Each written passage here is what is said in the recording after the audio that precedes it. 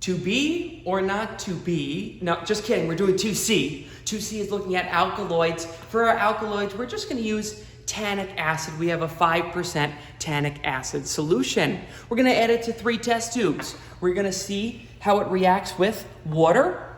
We're gonna compare a control group, right? We're gonna look at a negative test, and we're gonna look at with the tannic acid. So let's add a couple drops of tannic acid.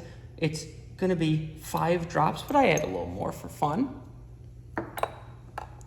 On your right is the positive test. On your left is the negative test. Notice with water, it just changes the color a little bit, right? It doesn't, it doesn't denature, right? We're looking at denaturation. So just keep in mind, it just changes the color because that's the natural color of tannic acid. So no harm done there. Let's move on to albumin. Albumin is here. We'll add our 5 drops. 1, 2, 3, 4, 5. Let's take a look at our albumin. On the right is your positive test. On the left is your negative test. Kind of hard to see this one.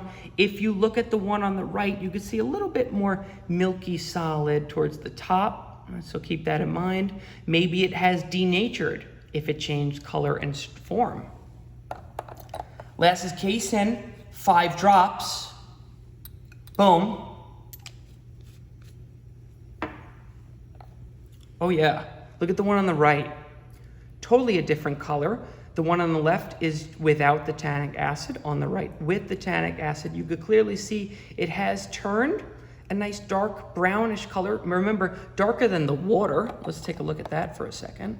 Remember, this was our negative test with water on the left. On the right, tannic acid, you could clearly see it's much darker. It is possibly denatured.